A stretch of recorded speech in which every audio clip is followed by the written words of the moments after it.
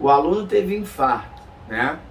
E agora, ele pode ou não pode treinar jiu-jitsu, né? É melhor ele fazer musculação, jiu-jitsu, ou é melhor ele correr? Então, essa foi uma questão que um aluno trouxe para mim, querendo fechar uma consultoria.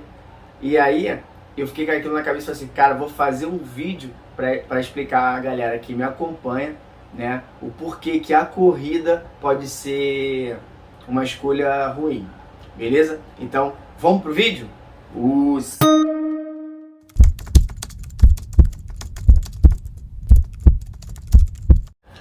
Então, galera, esses dias eu tô rodando uma propaganda aí, né, para fechar consultoria com os atletas e praticantes de jiu-jitsu. E aí uma pessoa veio até mim e falou assim, eu tive um infarto, não sei se eu posso fazer, o médico mandou fazer, né, caminhada, corrida e tal. Qual é o problema, tá? Nisso aí. A relação do coração, o funcionamento do coração em atividade é diferente do coração de uma pessoa em repouso. Agora é de uma forma, eu fazendo esforço é outra, né? E aí a gente tem que ter uma ideia, né, de que é aquele treinamento, durante o treinamento, o que vai estar acontecendo com o aluno, para que a gente possa propor um treinamento ideal. Só que se o professor não tiver noção de como o coração funciona de fato durante a atividade e qual a reação do coração, né, possivelmente ele pode errar, e nesse caso, né, é um erro considerável. Então vamos lá. Primeira coisa que a gente precisa entender, como que o coração funciona. Lúcio, esse vídeo aí que você vai falar do coração, funcionamento é chato, beleza? Já sai agora, não precisa ficar até o final. Isso é só para quem realmente se interessa e até, né, para poder orientar algum amigo, algum conhecido aí que possa estar passando por essa situação. Primeira coisa, todo treinamento para uma pessoa que já sofreu infarto ou não, ele tem que ter preocupação com o coração. Por quê? O coração é um órgão que, se parar, né, a gente compromete a vida de fato, né? Que aí, no caso, pode parar e a pessoa depois conseguir ser reanimada, ou parar de vez, a pessoa vir a falecer. Então, o coração é um órgão muito importante que a gente tem que dar uma atenção especial ao coração. Mas vamos lá, como é que ele funciona durante o exercício? O que acontece? Bom, qual o problema do coração? Um dos problemas durante o exercício, né, que podem acontecer é o coração se esforçar demais e não receber suprimento sanguíneo. Isso é uma coisa que é muito ruim. Por quê? Se ele não está recebendo suprimento sanguíneo, né, ele vai vir a ter uma lesão em alguma célula ali, né? E aí isso aí pode gerar um infarto ou outra complicação naquele momento ali, pode vir a se agravar. Mas isso a gente pensa de uma forma bem simples assim. Então vamos lá, o que acontece?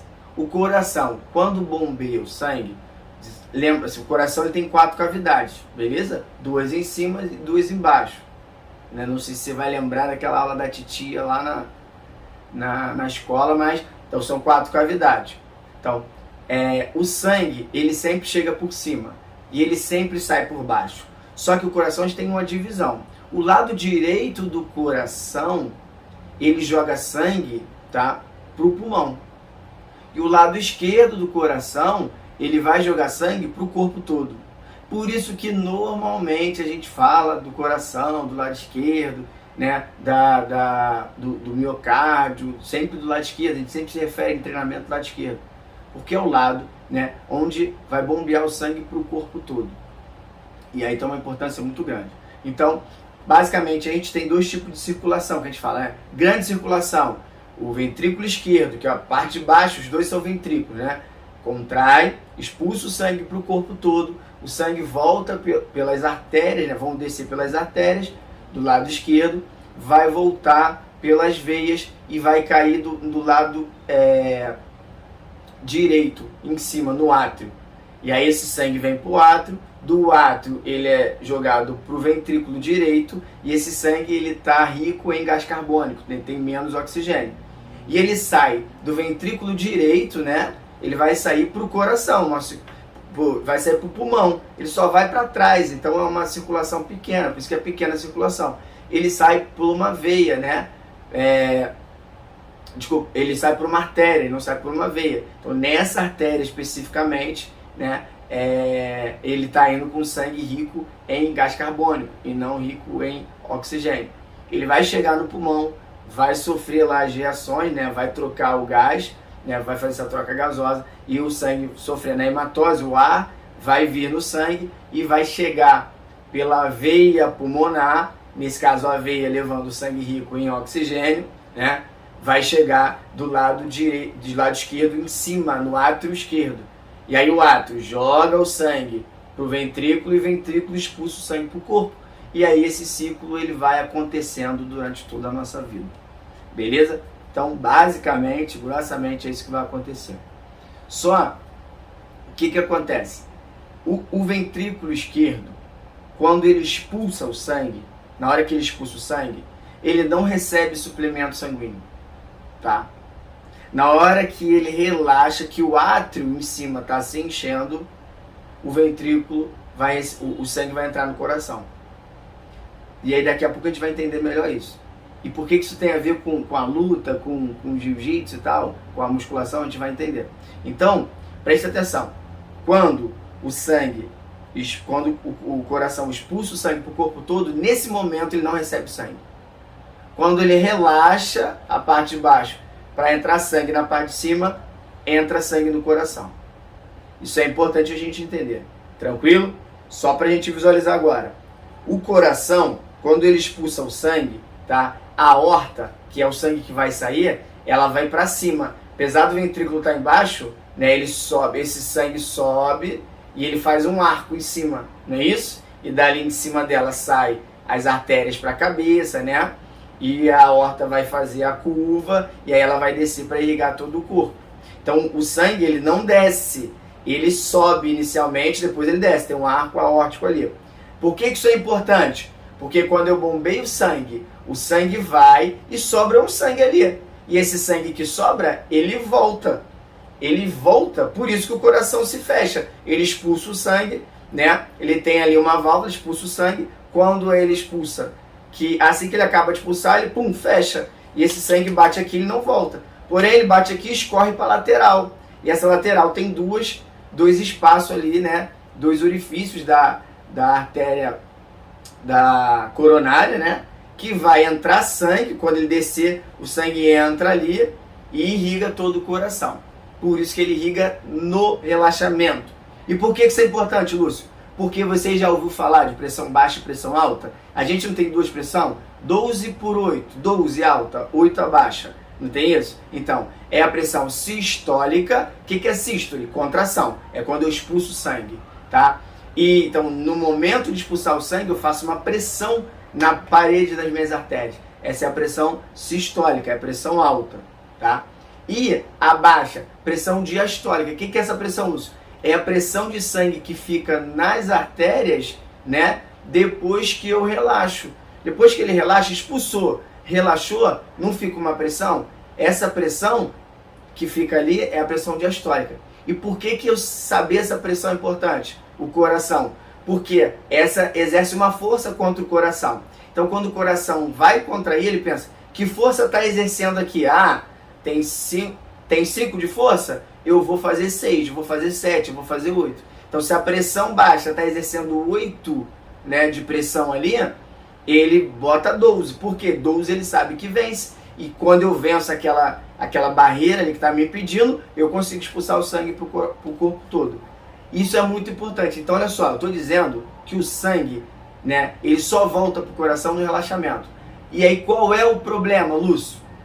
Na corrida, tá? Na corrida, a pressão alta aumenta muito. Essa 12 por 8, essa 12 aumenta muito, essa pressão alta, a sistólica, tá? Porque o coração acelera demais, conforme ele vai acelerando, a pressão vai aumentando, né, no vaso sanguíneo, então essa pressão aumenta muito. Mas a pressão diastólica, a pressão baixa, ela não altera tanto. Então, na corrida, tá? Há uma diferença muito alta entre a pressão alta e a pressão baixa. A diferença entre elas é alta. E isso não é bom, Lúcio? Você não acabou de dizer que a pressão alta tem que estar maior para poder vencer a pressão baixa? Só que nesse caso, meu coração está sendo muito exigido E na pressão baixa, no momento que eu recebo, a pressão que exerce para poder receber suprimento sanguíneo, estou recebendo um pouco de suprimento sanguíneo. Imagina você treinar o dia todo e não se alimentar. Imagina você treinar o dia todo intenso e não beber água, e não comer nada.